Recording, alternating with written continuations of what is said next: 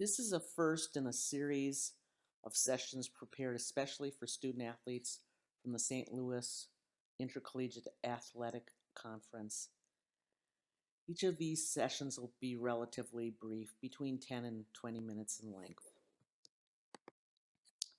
I'd like to share a bit about myself to explain why your commissioner asked me to prepare these sessions for you. My name is Don Graff, and I earned my PhD in health education at Oregon State University.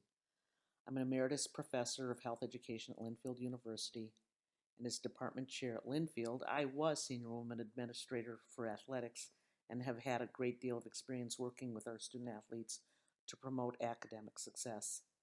My doctoral dissertation looked at health behaviors practiced by people who stayed healthy even during times of high stress.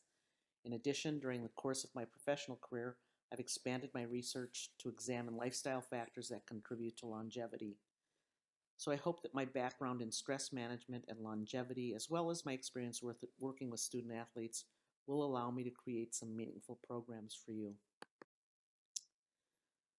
This first session is devoted to understanding stress, and in the next few minutes I hope to provide a few basics about stress. But instead of focusing solely on how harmful it is, I hope to leave you with the idea that stress can be used to your advantage. So here goes. Selye is considered to be the father of stress. He was an endocrinologist who was able to show how any form of stress can impact physiology, even down to the cellular level, which makes it understandable how stress and illness are linked. This slide shares Selye's stress definition. Basically, according to Selye, anytime a change happens, the body must adapt. And it doesn't matter if the change is good or bad, it will still produce a physiological response. In other words, flunking out of college, a bad stressor, has the potential to be as stressful as receiving a full ride scholarship, which is a good stressor. A relationship breakup, a bad stressor, has the potential to be as stressful as falling in love, which is a good stressor. Think about it. Each of these situations, good or bad, requires you to adapt. So any change we face causes the body to adapt. And in the face of COVID, think of all the changes that have been taken place in terms of your college experience this fall. You've had athletic seasons canceled. Your classes are delivered differently. There are fewer campus events, restricted social encounters, increased disease prevention measures, wearing masks, hand washing, sanitizing, social separation, and many more that you're experiencing every day.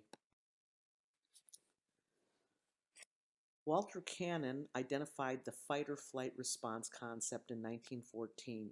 Basically, he pointed out that when faced with an acute stressor or a life challenge, our bodies have an innate and pronounced physiological response that enables us to respond in one of two ways. We can fight or we can flee. The response is innate and existed from the very beginning of human time. Think of humans who existed before modern conveniences. When faced with danger, like being attacked by a wild animal, the human's response would be to stay and fight or to flee. Under ordinary circumstances, a human might not have the strength or speed to escape from a vicious wild animal. The fight or flight response actually produces all sorts of physiological changes that create what seem to be superhuman powers to survive this attack, either by giving you the strength and speed to run faster than is humanly possible, or to have the strength and power to fight against a wild animal. If we apply Darwin's theory of survival of the fittest, those humans who were able to successfully respond to danger were the ones who survived, and we still today carry the benefit of the survival of those fittest people. Unfortunately, most of the stressors that affect us today are not things we must fight or flee from, but that doesn't change the innate way in which our body responds. And this is why when we ignore the stress response, it can be harmful and it can take a toll on health. At the same time, it's also important to recognize that the same response that innately prepares us to fight or flee can also help you to rise the challenge of the current stresses that you're facing as well. This slide shows how the body responds to a stressor, which is any event or experience that requires a response or adaptation. So for example, stage one, a stimuli is sent to the brain. So let's say you're playing left field and the opposing batter hits a high fly that's traveling to the fence. So you're nervous, so you see the ball heading toward the fence. Stage two, your brain deciphers the stimuli. I need to run really fast and leap to keep that ball from going over the fence and allowing two runs. So your nervous system is activated. It enables you to run faster, jump higher, see more clearly, concentrate more intensely. Makes you stronger, faster. At stage three, your body stays activated until the threat of having that ball go over the fence has passed. So you catch the ball, you turn and fire it to second, you keep the runner from advancing, the batter's out, and because of all of the hormones that have been released in your body, you feel jacked, exuberant, and you feel ready for anything. You'll kind of be like that for a little while until stage four, when your body returns to normal. It takes a while, but once the play is over, you begin to see your breathing decrease and your muscles get a little looser. In the next slide, we're going to look at the stress response, which describes all of those physiological responses. So when facing any kind of stress, these are the physical responses that are produced. And the more serious a stressor, the greater the response. It's important to learn to recognize these signs that you're feeling stress. That way, your awareness can maybe help you to say, how am I going to use these feelings to my advantage? So if you discover that your heart is beginning to race, your breathing rate is increasing, your hands are sweaty, your muscles are tense, you feel like you're kind of on edge, you have more energy. But stress can also increase your reaction time, heighten your sense of perception.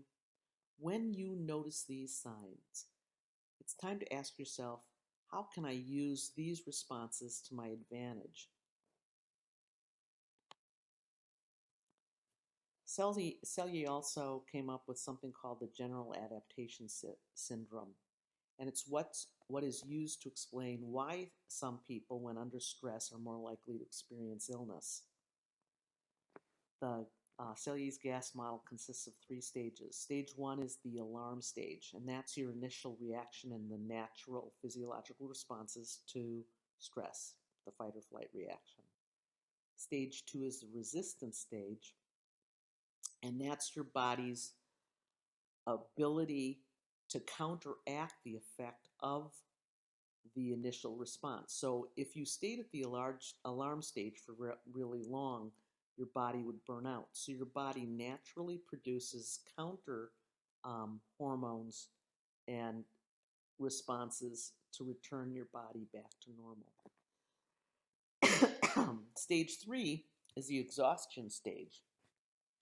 If a stressor continues, and the body must continuously expend energy and effort to counteract the stress response, eventually it leads to exhaustion, and that's when the person's resistance is down and the person succumbs to illness.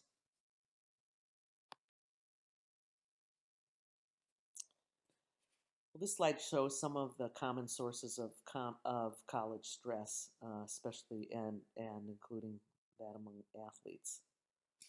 So in the face of COVID, you had to decide if you were even going to show up for fall semester.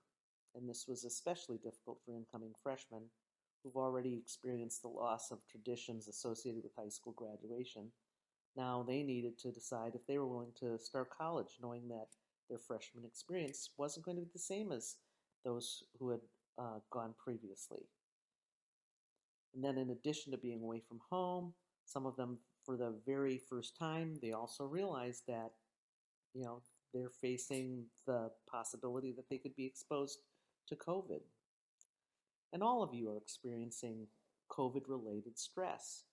Your courses are probably being delivered differently. Some of them are remote or online. Your campus has a mask policy. There's regular testing.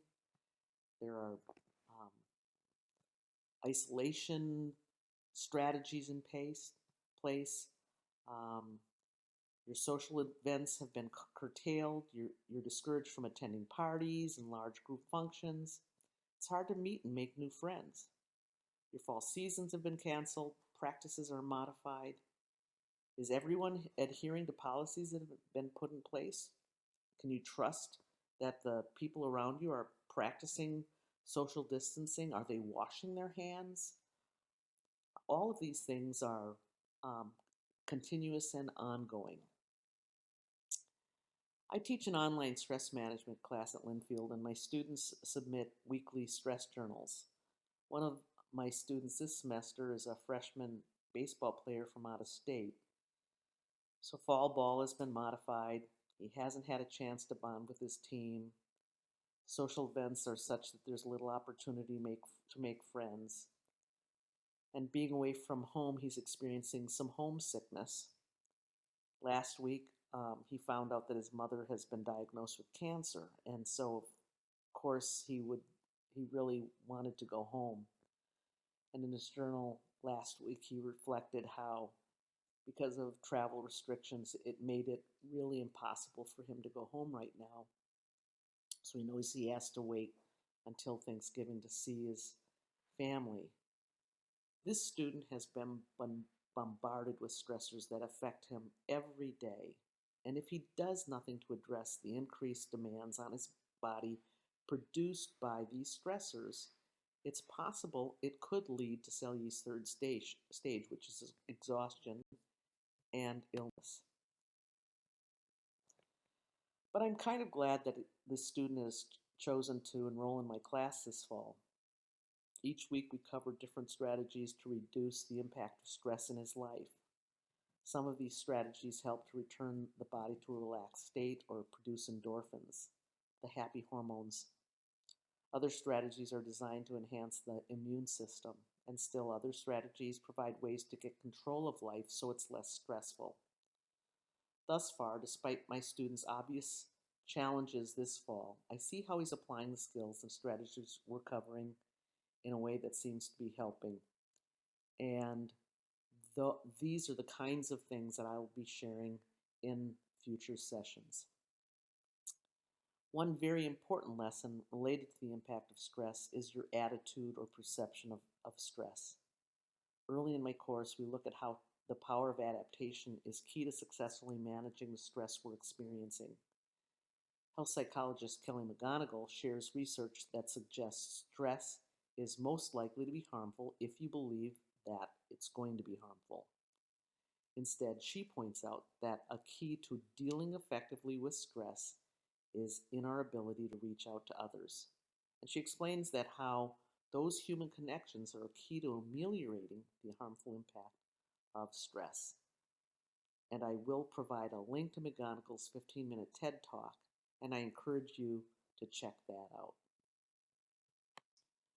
Well, at the end of each session, I will leave you with a strategy, and this one is a simple one called Breathing Clouds Meditation. It's a brief strategy that you can use anywhere. It's something that you might do when you find yourself in a tough situation, you're feeling panicked, and you need to get control of yourself so you can think clearly. It's also a really fine situation to do at the end of the day, just to kind of cleanse yourself of the stress that you've experienced in the course of the day. So, for this strategy, you're going to find a comfortable position, and you can do this seated or lying down, but for right now, do this from a seated position. And now, just take a few seconds to relax all of your muscles. If you feel any tension anywhere, let it go. So, your face, jaw, neck, shoulders, arms, back, hands, legs, feet. Let the tension go. Close your eyes and concentrate on your breathing. Just take some nice, easy breaths.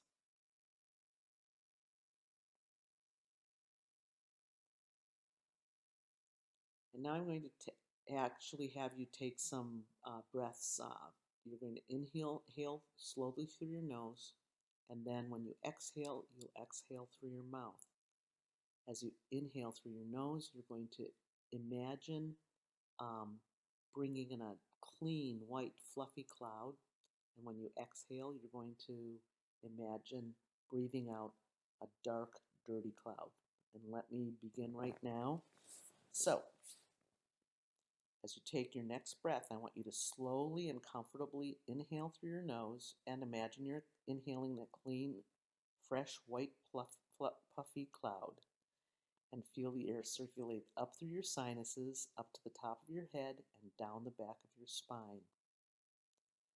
Slowly exhale through your mouth, and as you exhale, visualize that the air you breathe out is dark, dirty cloud of air. As you exhale, bring to mind a thought or a feeling that no longer serves you, and let it go as you exhale. Okay, again, inhale clean, fresh air through your nose.